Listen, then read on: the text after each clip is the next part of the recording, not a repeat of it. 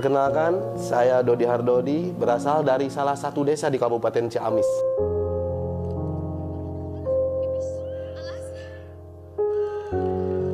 Saya memiliki harapan yang besar, memiliki impian yang besar dengan tujuan ingin membantu keluarga saya, ingin membahagiakan orang tua saya. Dari kecil hingga dewasa saya dibesarkan di rumah panggung, di mana rumah tersebut sampai saya dewasa sudah lapuk, sudah hampir runtuh, sudah banyak yang bocor. Dan juga ketika lebaran tiba, rumah tersebut sudah tidak bisa nampung sanak saudara, di mana di sana cuma hanya ada 2 kamar. Akhirnya saya berubah pikiran untuk hijrah ke kota Bandung untuk bekerja. 13 tahun saya bekerja menjadi seorang waiters, tapi tidak bisa merubah keadaan. Hingga akhirnya saya menemukan bisnis yang sangat luar biasa. Bisnis yang sangat membantu saya, yaitu bisnis PT BES.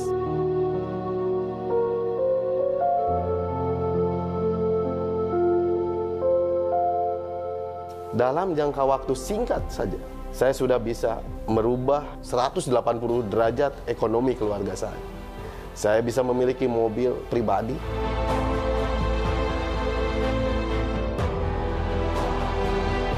Saya juga bisa membangun rumah buat ibunda tercinta sebelum ibunda meninggal.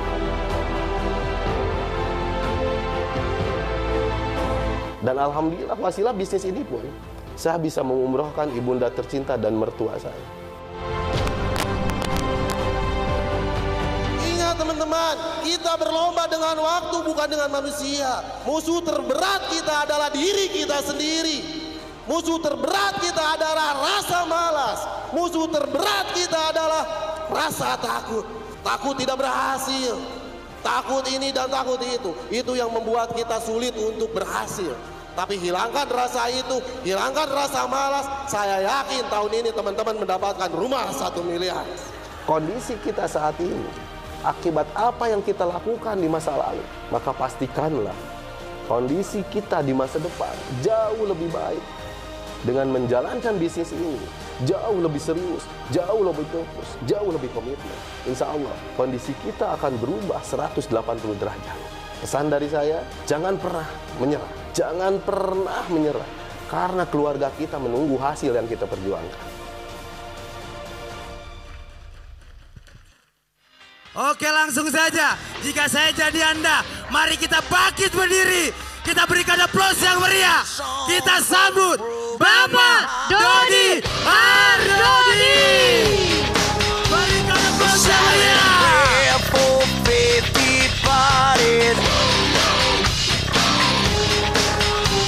Oke, saya ingin menyambut seluruh Indonesia yang hadir di tempat ini.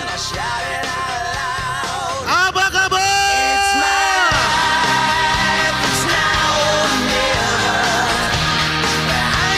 Sebelah kanan saya, apa kabar? Oke, sebelah kiri saya, apa kabar?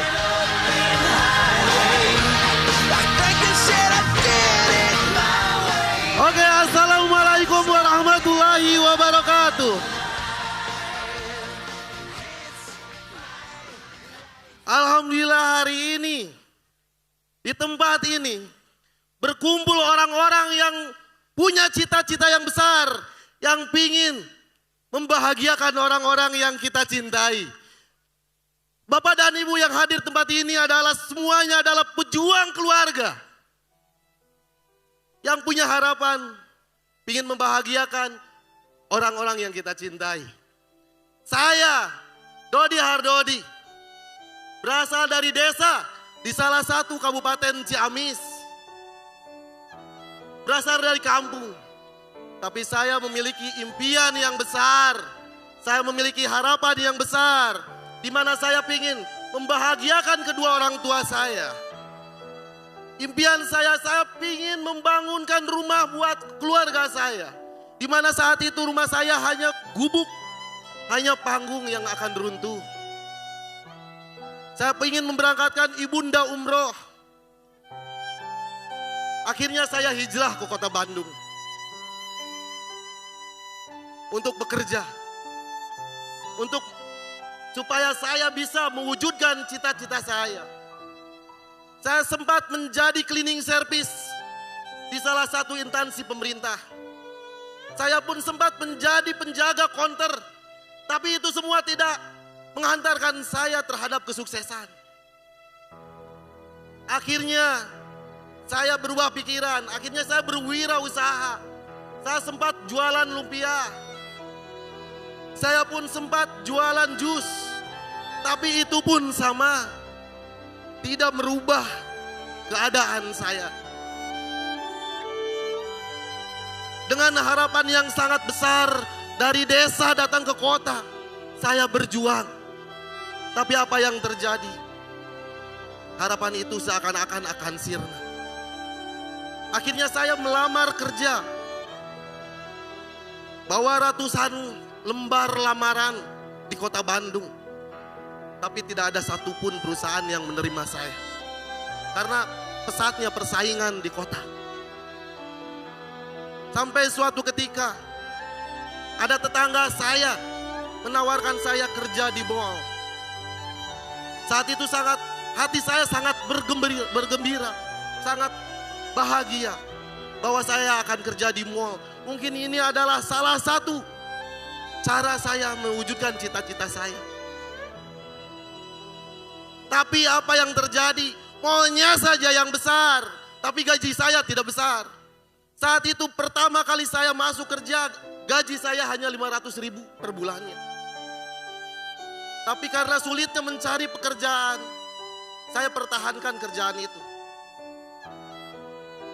13 tahun saya bertahan kerja menjadi seorang karyawan.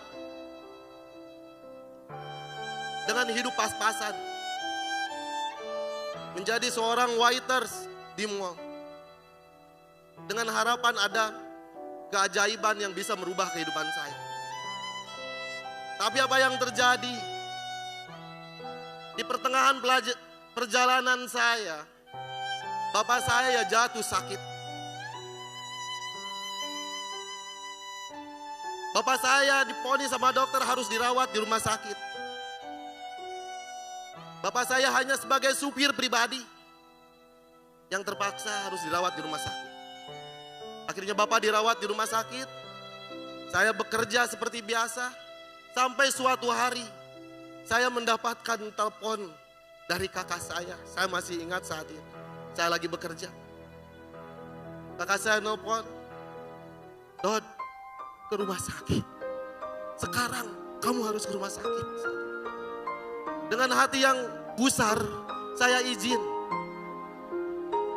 kepada bos saya untuk berangkat ke rumah sakit. Di rumah sakit ibu saya sudah berkumpul, adik saya, kakak saya. Saya tanya, ada apa dengan bapak? Bapak harus dioperasi. Kenapa gak dioperasi? Saya bilang, biayanya mahal, harus ada 45 juta. Pinjam saja, saya bilang. Yang penting bapak bisa dioperasi. Akhirnya saya dan kakak saya dan adik saya mencari pinjaman ke sana kemari. Ke sanak saudara, paman dan bibi saya. Tapi apa daya, keluarga saya semuanya hanya petani di kampung. Mereka tidak mampu, mereka tidak punya uang. Dan akhirnya kita semua sudah menyerah dengan keadaan. Sampai suatu ketika berita harus dioperasi sampai ke telinga pasien. Saat itu saya dipanggil sama bapak saya, sama kakak saya. Bapak saya bilang, "Dod, harus dioperasi, pulang saja. Bapak gak punya uang. Antarkan saja bapak ke Ciamis. Jika Allah menakdirkan bapak umur panjang, bapak akan sembuh. Jika Allah menakdirkan bapak akan meninggal, bapak sudah pasrah. Kita tidak punya uang. Dari mana uang yang kita dapatkan untuk operasi? Antarkan saja bapak pulang ke Ciamis." Akhirnya kami sekeluarga berunding dan ambil keputusan tarik pulang paksa pasien. Kami menandatangan surat perjanjian dengan rumah sakit. Akhirnya kakak saya pinjam mobil bosnya. Saat itu kebetulan kakak saya juga supir pribadi. Maka saya mengantarkan bapak saya pulang ke Ciamis, saya berangkat lagi bekerja. Belum begitu lama saya datang ke tempat kerja. Kakak saya ada nelpon lagi. Saat itu dengan nada yang membuat saya tidak bisa berbuat apa-apa. Kakak saya nelpon, "Dot, Bapak. Saya bilang, "Kenapa dengan Bapak?" Bapak di pertengahan perjalanan, Bapak meninggal. Bapak sudah tidak ada." Saat itu saya terduduk, lemas Bapak dan Ibu. Harapan saya datang ke Bandung membahagiakan orang tua saya. Tapi apa yang terjadi? Untuk biaya operasi saja saya tidak mampu sebagai anak Bapak dan Ibu. Saya sangat sedih saat itu Bapak dan Ibu. Saya belum bisa menjadi anak yang terbaik. Bapak saya sudah meninggalkan saya. Akhirnya saya pulang, saya izin kepada bos saya saat itu. Karena yang saya miliki hanya motor Vespa butut. Akhirnya saya tengah malam pulang bersama istri yang lagi mengandung Bapak dan Ibu. Saya bilang kepada istri, "Mah, kuat ya, Dedek kuat ya, kita pulang, kakek meninggal," saya bilang. Akhirnya saya pulang dengan perasaan yang tidak tentu, bawa motor sudah lemas ya Allah. Tengah malam dengan hujan, saya bawa istri yang sedang mengandung. Datang ke sana, Bapak sudah dikapani, Bapak sudah siap dikuburkan. Saya terduduk di samping jenazah. Saya bilang, "Bapak, maafkan anakmu, hanya sekedar untuk biaya pengobatan saja, saya tidak mampu. Maafkan saya belum bisa berbakti kepadamu Bapak. Bapak tenang di alam sana. Bapak tenang di alam sana."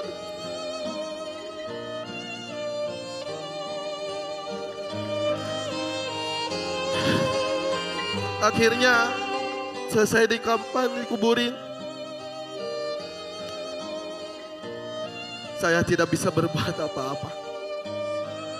Saya hanya meratapi nasib. Yang saat itu saya berpikir uang bukan segalanya. Tapi ternyata Bapak dan Ibu, tidak punya uang itu menyakitkan Bapak dan Ibu. Memang betul uang bukan segalanya. Tapi ternyata saya tidak bisa berbakti tanpa uang, tidak bisa membuat orang tua saya bahagia. Singkat cerita, istri saya hamilnya makin besar. Sampai satu hari istri saya bertanya sama saya, "Ya, sebentar lagi dede bayi lahir. Sudahkah ayah memegang uang untuk biaya persalinan?" Saya bilang, "Ma, belum ada. Untuk biaya perlengkapan si dede gimana ya? Belum ada." Sampai satu hari istri saya sudah kerasa mules-mules. Saya di situ merasa belum jadi suami yang terbaik buat istri saya. Saya belum bisa megang uang, saya belum bisa membelanjakan perlengkapan bayi buat si dede bayi. Akhirnya dengan berat hati, karena istri sudah makin mules, harus dibawa ke bidan saat itu. Saya bilang kepada istri saya, "Ma, karena kehidupan kita mungkin pas-pasan, untuk makan saja sudah alhamdulillah. Ayah minta maaf. Ayah minta izin untuk biaya persalinan anak kita. Ayah izin untuk menjual mas kawin kita. Sekali ini saja." Akhirnya istri saya mengizinkan, "Gak apa-apa ya, yang penting si dede selamat." Akhirnya saya jual mas kawin tersebut. Dan alhamdulillah anak saya lahir dengan selamat tanpa harus sesar.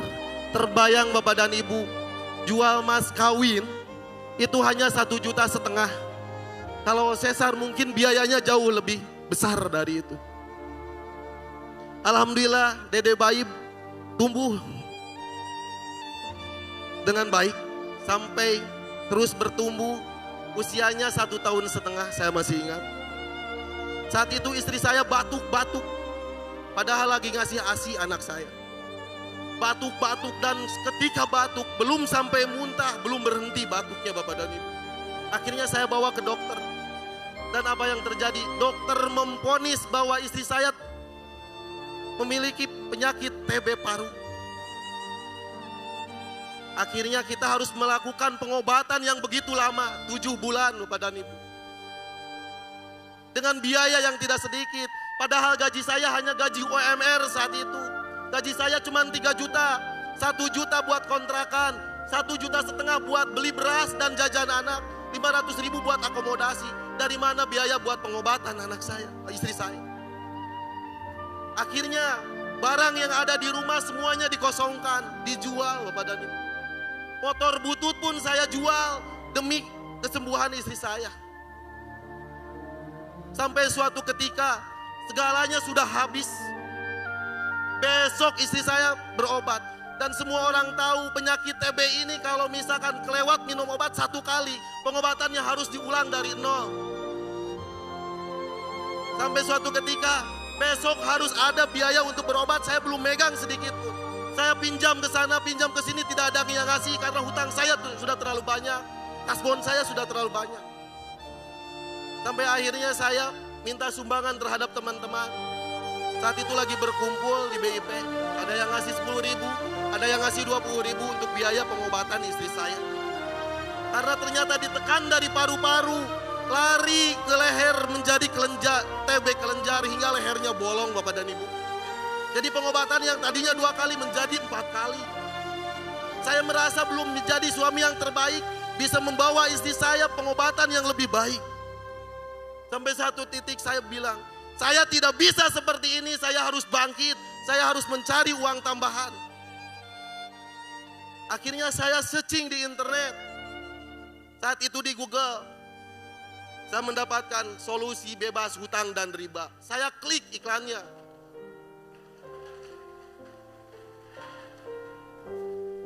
Nyambung sama orang Tasikmalaya saat itu. Saya telepon. Assalamualaikum, waalaikumsalam. Ini dengan siapa? Saya bilang. Dengan Dani Abdul Ghani. Oh Kang Dani yang di iklan itu solusi bebas hutang dan riba? Betul. Coba jelaskan ke saya bagaimana bisnisnya. Kang Dani bilang, Kang Dodi dari mana? Saya di Bandung kerja Kang Dani. Kebetulan besok saya ke Bandung, nanti kita bertemu di Bandung. Akhirnya dengan harapan yang sangat besar, saya bekerja seperti biasa. Kerjaan saya dari jam 8 pagi sampai jam setengah 11 setiap harinya. Sepulang kerja, saat itu saya masih ingat jam 11 malam. Saya telepon Kang Dani. Kang Dani, saya sudah keluar kerja. Kita ketemu di mana? Oh siap Kang Dodi, ketemu di Majalaya. Saya terduduk Bapak dan Ibu. Kenapa? Karena saya tidak punya motor. Angkutan jam setengah 12 ke Majalaya sudah tidak ada. Sedangkan kalau pakai ojek online saat itu zona merah. Seolah-olah saya dibenturkan dengan jalan yang buntu. Saya berpikir, ya Allah, jika ini jalanmu, tunjukkan kepada saya untuk datang ke sana. Mudahkanlah. Alhamdulillah saya ingat saat itu sahabat saya Kang Uus. Sama dari Ciamis, kerja di Bandung itu sebagai Grab juga. Ojek online. Saya telepon Kang Uus, saya ngojek jangan pakai setelan Grab ya. Pakai setelan biasa. Akhirnya saya singkat cerita saya ngojek sama Kang Uus. Saya mencari-cari alamat yang dikasih Kang Dani Abdul Ghani. Karena saat itu HP saya tidak support akan Google Map. Akhirnya saya mencari-cari alamat dari BIP jam 12 malam. Datang ke Majalaya jam setengah 3 subuh. Saya ketuk-ketuk pintu. Alhamdulillah ternyata yang sangkaan saya Dani Abdul Ghani ini seorang anak muda yang datang bapak-bapak. Ternyata Eyang Sunario yang bukain pintu. Terima kasih Eyang sudah menunggu saya setengah 3 subuh. Akhirnya saya dibukain pintu, saya disuruh masuk sama Eyang Sunario. Kang Dani Abdul Ghani sudah siap standby di depan whiteboard. Akhirnya saya dijelaskan tentang bisnis PT BES. Sama Eyang Sunario dibantu sama Kang Dhani Abdul Ghani. Kang Dhani bilang, Kang Dodi gimana bisnisnya? Gimana tentang bisnis ini? Luar biasa Kang Dhani, ini bisnis yang selama ini saya cari. Bisnis yang selama ini saya cari Kang Dhani. Bisnis yang bisa merubah kehidupan saya kalau dilihat dari marketing plan. Berarti Kang Dodi siap bergabung? Saya siap bergabung Kang Dhani. Oke Salaman, kapan Kang Dodi akan gabung?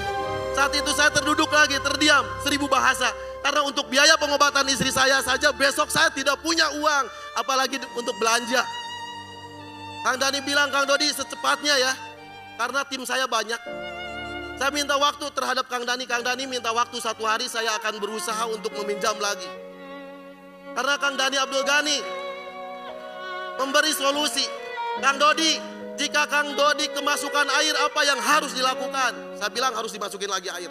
Oke, jika Kang Dodi banyak hutang, pinjam dulu 1 kali untuk melunasi semua hutang Kang Dodi.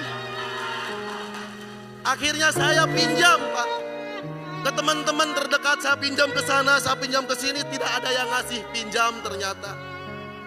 Kasbon sudah tidak mungkin, berangkas sudah habis untuk biaya pengobatan istri saya. Saya berpikir memutar otak, wah ini kakak saya harus saya prospek, saya bilang.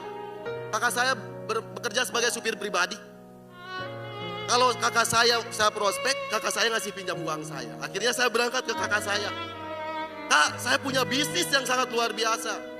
Wah ini bisnisnya seperti ini, saya jelaskan ke kakak saya. Apa yang terjadi? Kakak saya malah memaki saya. Kakak saya malah menghina saya. Jangankan ngasih uang pinjaman, malah marah-marahin saya. Akhirnya dengan hati yang kecewa, saya pergi. Saya masih ingat, saat itu adik saya kerja sebagai teknisi pinggir jalan, kerja di orang. Tapi sombongnya minta ampun. Saya jelaskan juga tentang bisnis PTBS, apa yang terjadi. Dia malah jadi benalu Pak. Malah menghina saya. Kalau bisnis seperti itu, saya yakin tidak akan berhasil. Saya tidak mau kasih pinjam uang Kerja yang realistis aja. Kerja aja seperti biasa. Adik saya malah menghina habis-habisan. Dan selama saya berjuang, ternyata adik saya juga yang jadi benalu. Ketika saya prospek, dia yang menegatifin orang-orang supaya tidak gabung di bisnis ini. Akhirnya dengan harapan yang sirna, saya pulang ke kontrakan saya. Karena saat itu istri saya lagi di karantina karena anak-anak saya sama ibu. Karena penyakit TB ini menular, piring tidak boleh nyatu, gelas tidak boleh nyatu. Penyakit ini menular. Istri saya dikucilkan di rumah sendiri. Akhirnya saya pulang ke rumah dengan memakai masker. Saya bilang sama istri, "Mah, gimana lagi? Ini ada bisnis yang luar biasa tapi semuanya tidak ngasih pinjam." Istri saya bilang, "Coba ke ibu. Coba ke ibu."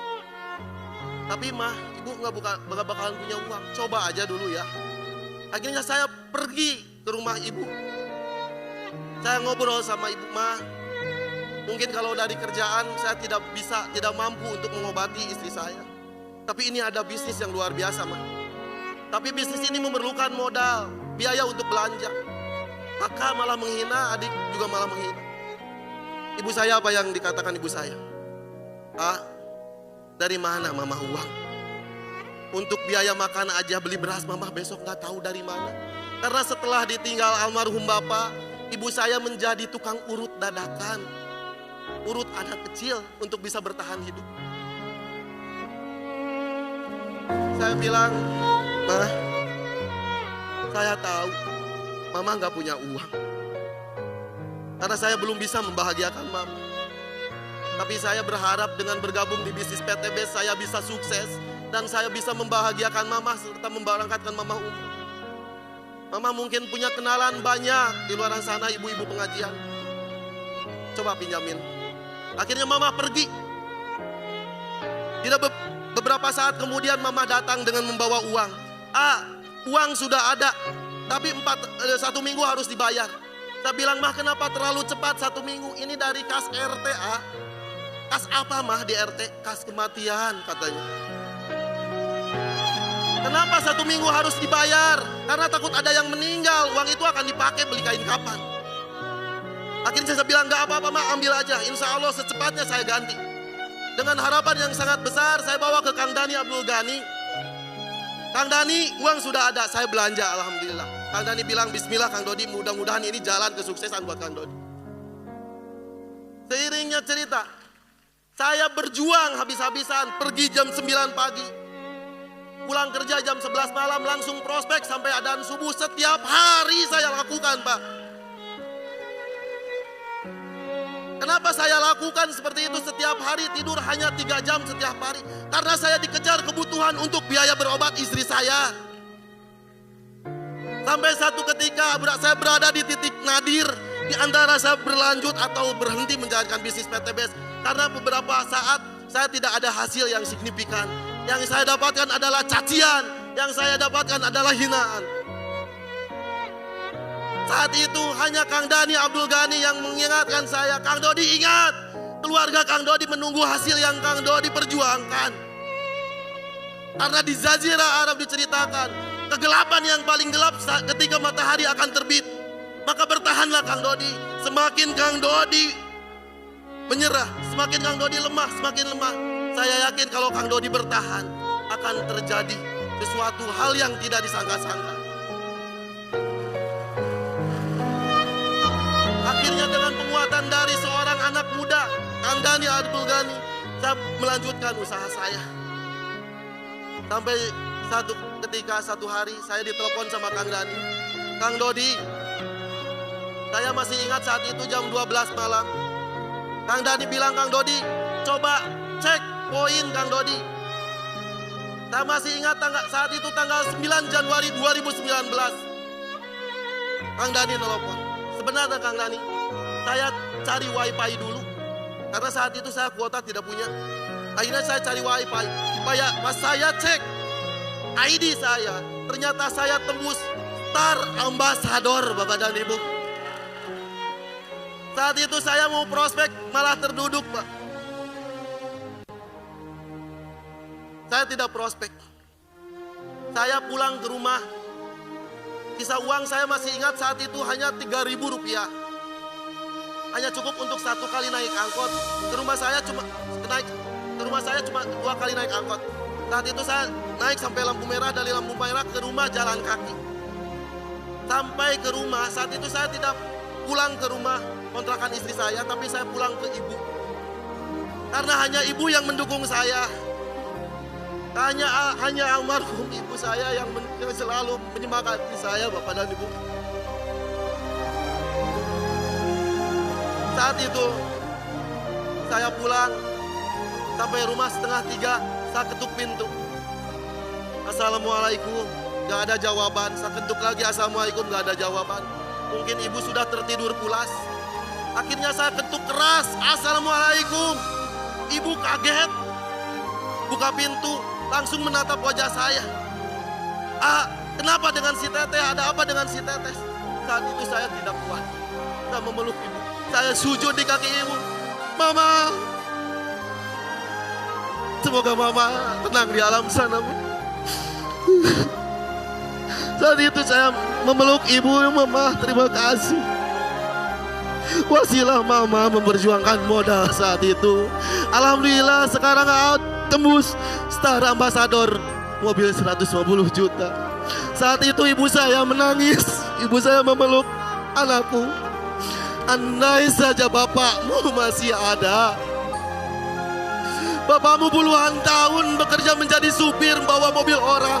Tapi sekarang anaknya memiliki mobil pribadi. Ibu saya memeluk saya erat. Kita menangis bahagia saat itu. Di tengah subuh Bapak dan Ibu. Tidak lama kemudian adzan berkumandang. Saya mengucapkan syukur alhamdulillah ya Allah. Wasilah bisnis PTBS bisa merubah kehidupan saya ya Allah.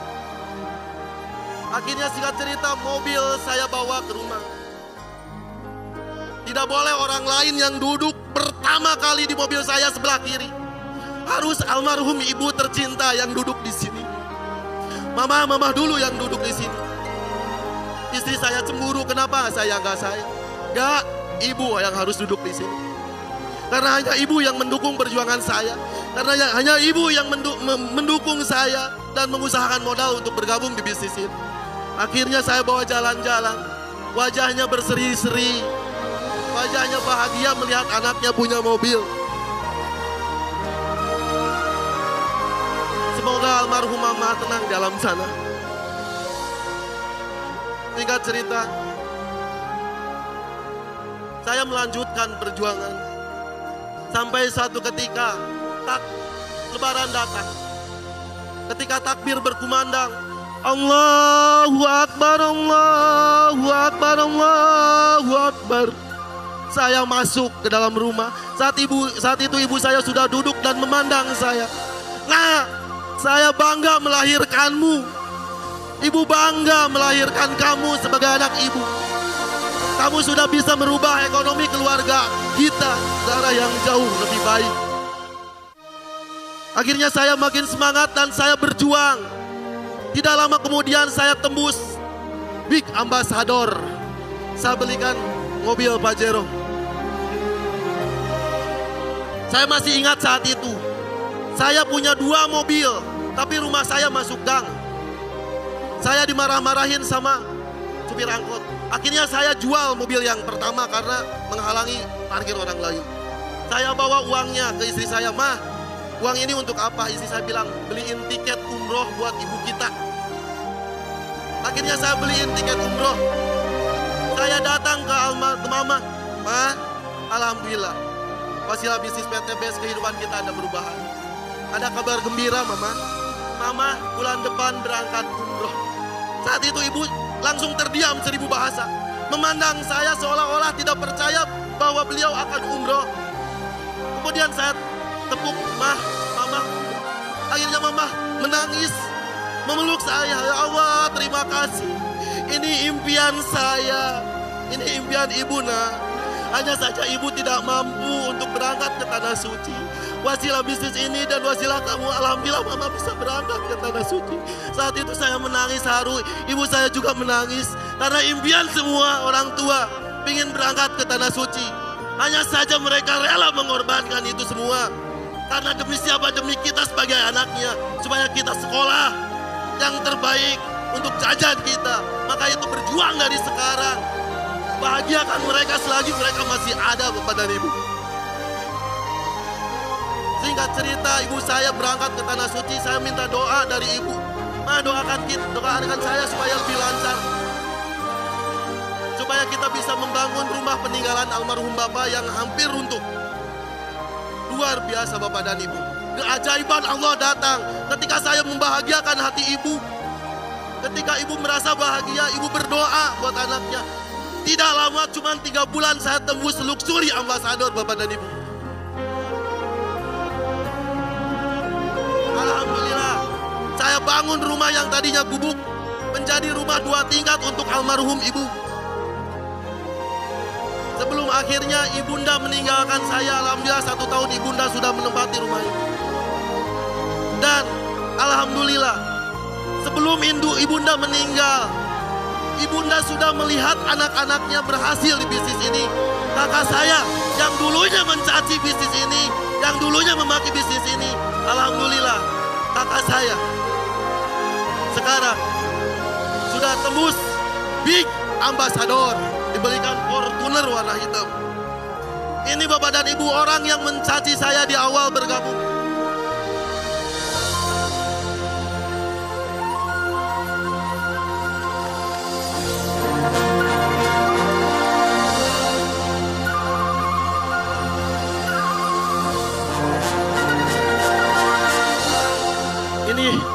Kakak kandung saya yang mencaci saya. Akhirnya beliau menjalankan bisnis ini dan berhasil di bisnis ini.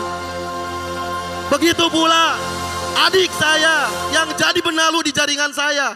Alhamdulillah hari ini, sebelum ibunda meninggal sudah bisa membeli mobil ras warna biru.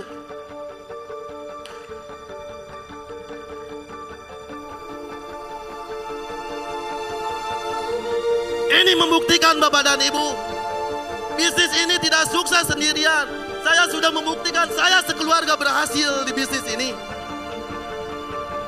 Tidak ada orang yang menolak, hanya menunda sesaat. Terima kasih ya Allah atas karunia-Mu. Terima kasih Bapak Haji Febrian Agung selaku CEO PTBS yang sudah menciptakan sistem bisnis yang luar biasa, yang sudah banyak berubah kehidupan orang lain. Termasuk saya sudah berubah dari 0 sampai saya berubah 180 derajat. Terima kasih Bapak Haji Febrian. Semoga Allah melindungi terus Bapak Haji. Sehat selalu Pak. Terima kasih buat Eyang Suroto yang selalu memotivasi saya. Terima kasih buat Eyang Sunario yang rela menunggu saya sampai jam 3 subuh. Terima kasih Eyang. Dan tidak lupa terima kasih buat sponsor saya, anak muda yang punya keyakinan yang sangat tinggi, yang selalu memotivasi saya, padahal usianya jauh 10 tahun lebih muda dari saya. Terima kasih Kang Dani Abdul Ghani selaku sponsor saya. Dan tidak lupa terima kasih juga buat seluruh mitra-mitra saya yang berjuang. Buat mitra-mitra saya yang terus berjuang. Karena tanpa Anda, sama teman-teman saya tidak akan bisa berada di panggung ini. Dan tidak lupa, saya ucapkan terima kasih buat seseorang yang rela diajak susah, yang bisa diajak dalam suka maupun duka, yang sampai saat itu saya belum bisa membahagiakannya. Terima kasih untuk istriku tercinta. Terima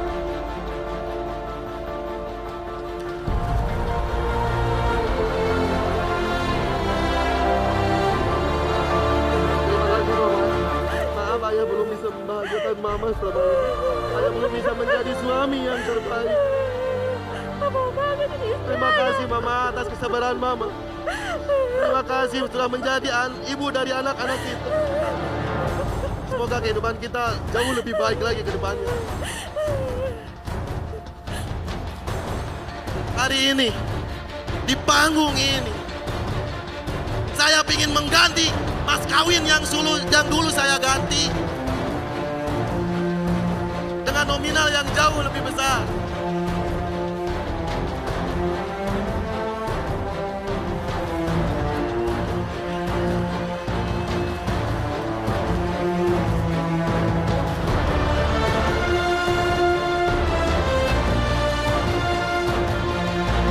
Terima kasih Mama sudah meminjamkan mas kawin buat kelahiran anak kita.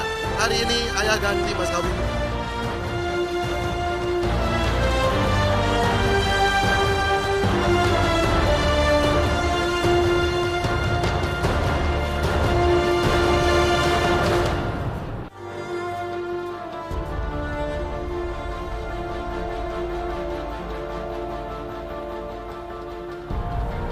Sahabat, untuk sukses kita hanya perlu 3 hal. Miliki impian. Pastikan pikirkan bahwa kita akan memiliki luxury ambassador. Upgrade terus kemampuan kita, belajar. Upgrade karakter kita, upgrade skill kita. Karena yang saya yakini, bonus di PTBS berbanding lurus dengan kemampuan yang kita punya. Berjuanglah. Berjuanglah habis-habisan, seakan-akan tidak akan ada hari esok. Berjuanglah dari sekarang, jangan sampai menyesal.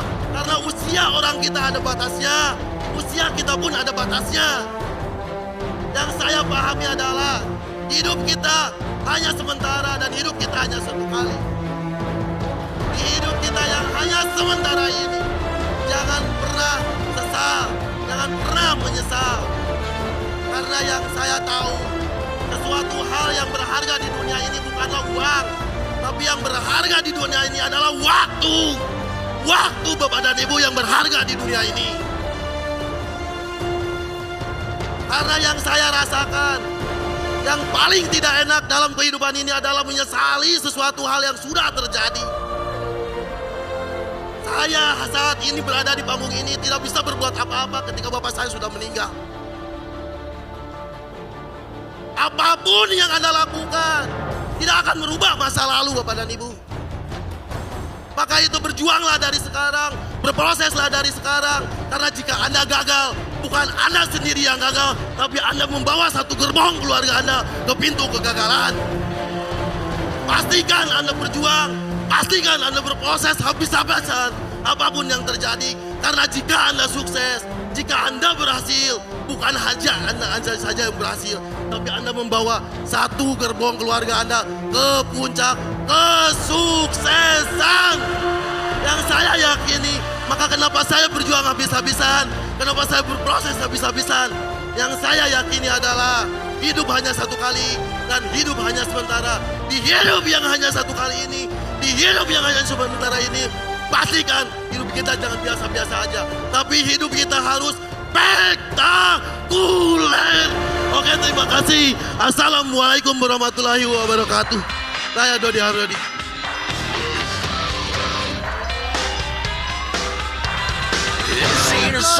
Yang tulus untuk Bapak Dodi Hardodi. Bapak dipersilakan. Bapak Suroto boleh silakan.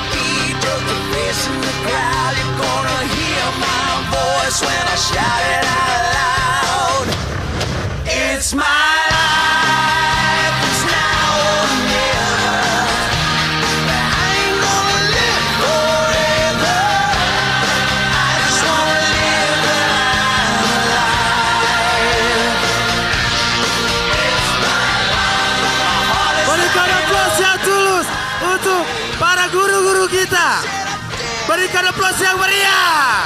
Lebih meriah lagi. Woo.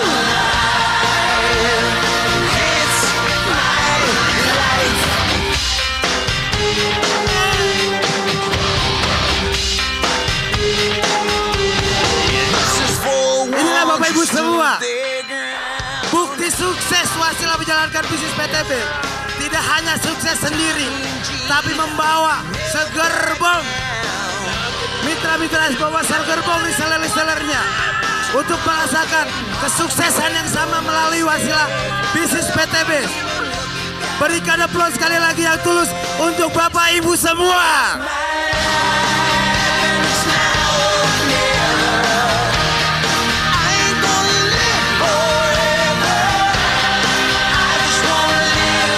Bapak Ibu bisa perhatikan bagaimana yang hadir di atas panggung. Ini adalah para peraih prestasi ambasador di Beats Corporation berkat bimbingan dan arahan dari beliau Bapak Dodi Hardodi, Bapak Ibu.